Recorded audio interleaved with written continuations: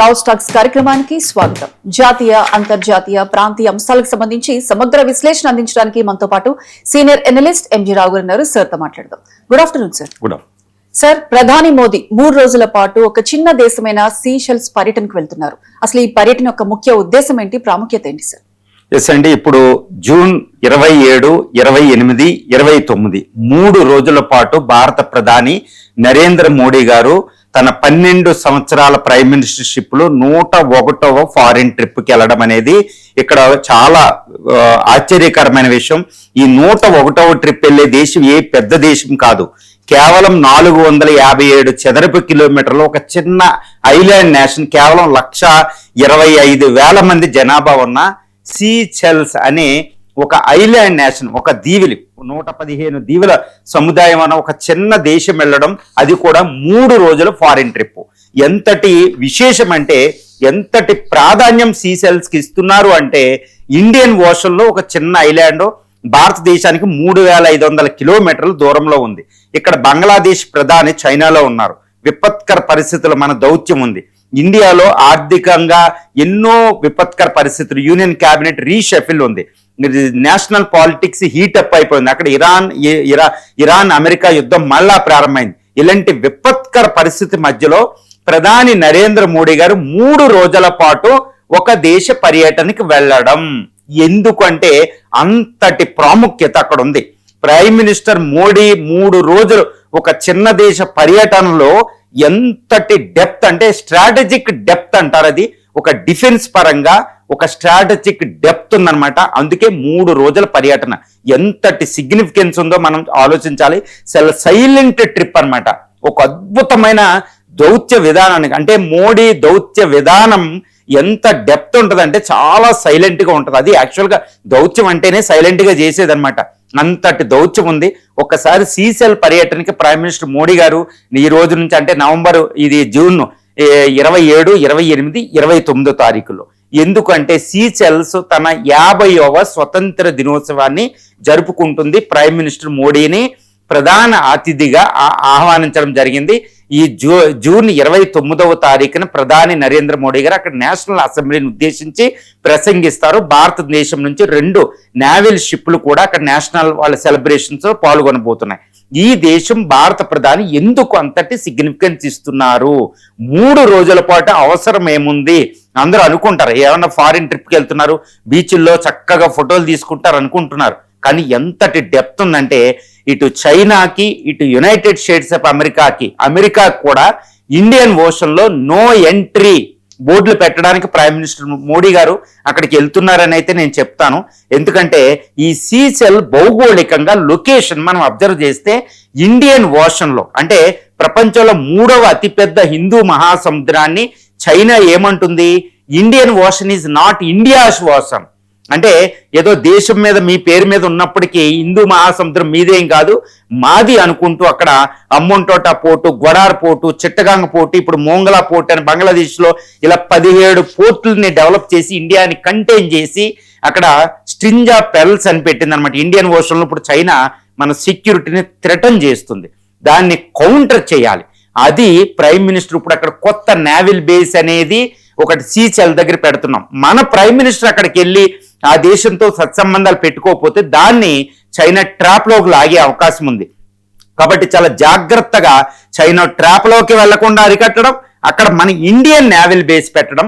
అక్కడ Indian ocean లో very important trade route దగ్గర అది ఉంటుంది. ఇండియాకి 3,500 కిలోమీటర్ల దూరం, ఆఫ్రికాకి 1,500 కిలోమీటర్ల దూరంలో అది ఉంది. ఇటు మెడగాస్కర్ అని, కోమరోస్ అని, రియూనియన్ అని, మాల్దీవ్స్ అని, చాగోస్, ఈ ఆర్చిపెలాగో, ఇలాంటి చిన్న దేశాలు, ఫ్రెంచ్ రూల్ చేసే కొన్ని ఐలాండ్ టెరిటరీస్ ఉంటే చాలా క్రూషియల్ ఏరియా అది. ఇటు ఇరాన్ నుంచి వచ్చే ఆయిల్, తర్వాత ఈ ట్రేడ్, ప్రపంచ వాణిజ్యంలో 50 నుంచి 60% ట్రేడ్ అక్కడ నుంచి వెళ్తుంది. ఆయిల్, నేచురల్ గ్యాస్, ఇంకా మిగిలిన ట్రేడ్ ఒక 50% వెళ్తుంది. ఆ ట్రేడ్ రూట్ లో సీసెల్స్ ఉంది. కాబట్టి అక్కడ Indian presence is so much important.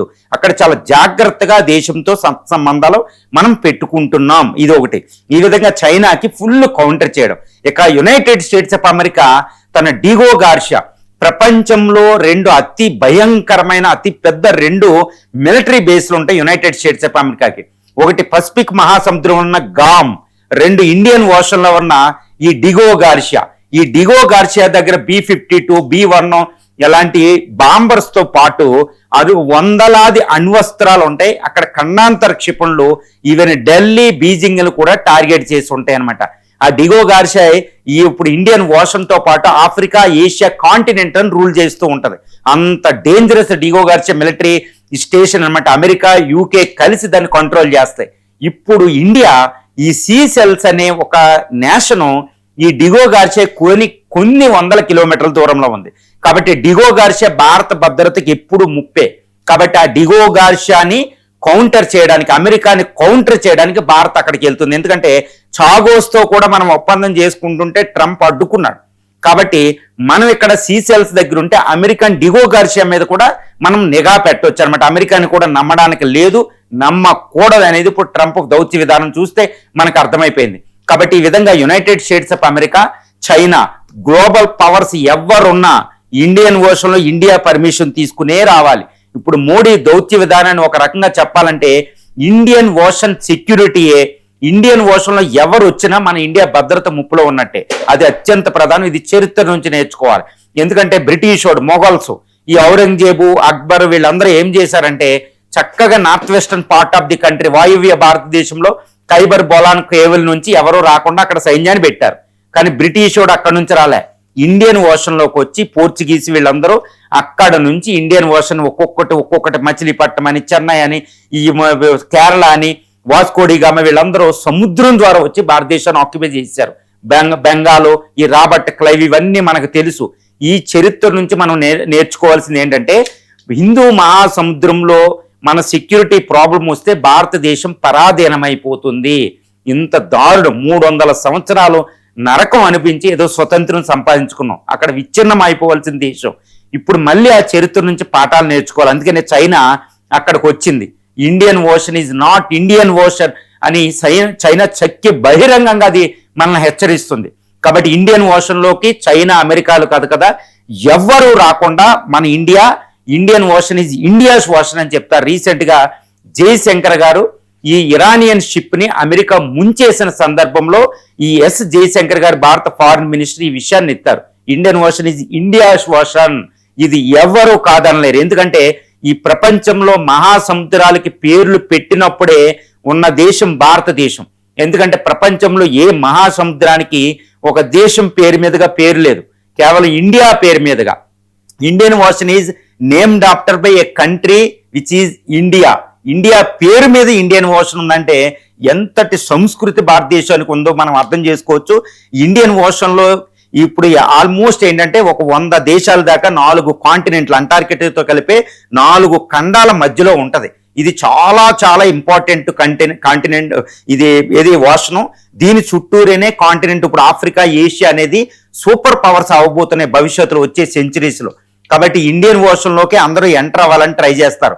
A super power అయినా ఇండియన్ ఓషన్ లోకి ఎంటర్ అవ్వకుండా అది సూపర్ పవర్ అనిపించుకోదు. చైనా చేస్తున్న ఆగడాలను మనం అడ్డుకోవడానికి ఈ రోజు ప్రైమ్ మినిస్టర్ మోడీ గారు సీసెల్స్ వెళ్తున్నారు. ఇంత సుదీర్ఘంగా, ఇంత స్ట్రాటజిక్ డెప్త్ తో ఒక అద్భుతమైన ఫారెన్ ట్రిప్ అని అయితే నేను చెప్తానండి.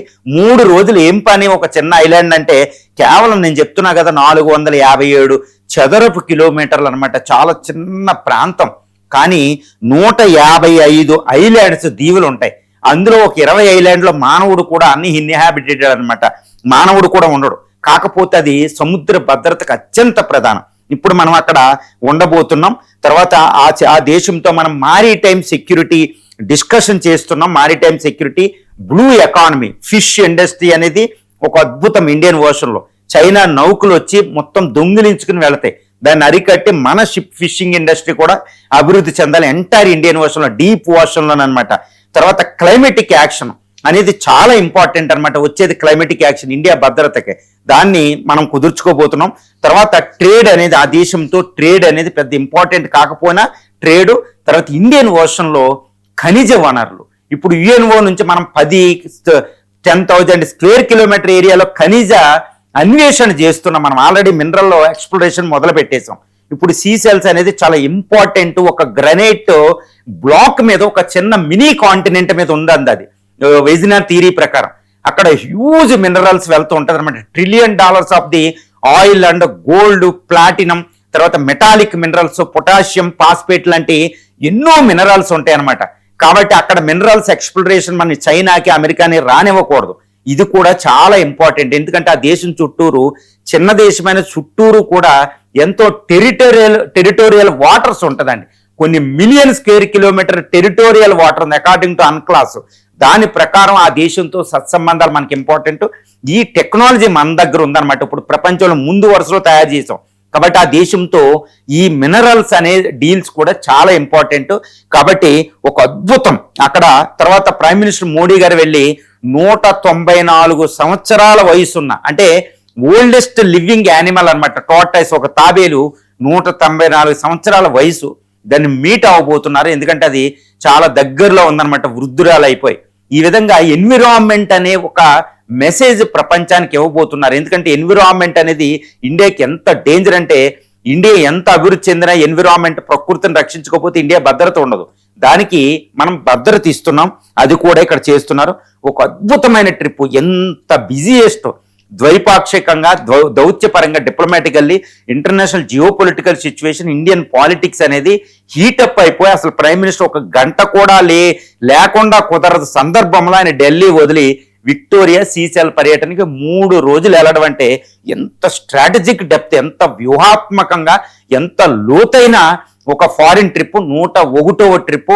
ఒక అద్భుతం అన్నమాట. ఇది ప్రైమ్ మినిస్టర్ మోడీ చాలా జాగ్రత్తగా భారత దౌత్యానికి పరాకాష్ఠగా ఈ దౌత్య విధానాన్ని కూడా మనం చెప్పవచ్చు. ఎంటైర్ చైనా, అమెరికా లాంటి దేశాలకి నో ఎంట్రీ బోర్డు పెట్టడం అనమాట. Indian ocean is India's ocean అని డిక్లేర్ చేయడం అనమాట. ఇది పైకి డిక్లేర్ చేయరు. చైనా, పాకిస్తాన్లు ఈ ట్రంప్ నోరు వేసుకుని పడినట్టు కాదండి, చాలా సైలెంట్ గా మన కార్యక్రమం చేస్తారు. నో ఎంట్రీ బోర్డు అనమాట సూపర్ పవర్స్ కి ఇండియన్ ఓషన్ లో. This is what India, rising India, ఇది shining India, super power India అనేది మనం చెప్పొచ్చు ఈ పర్యటనతో. రైట్.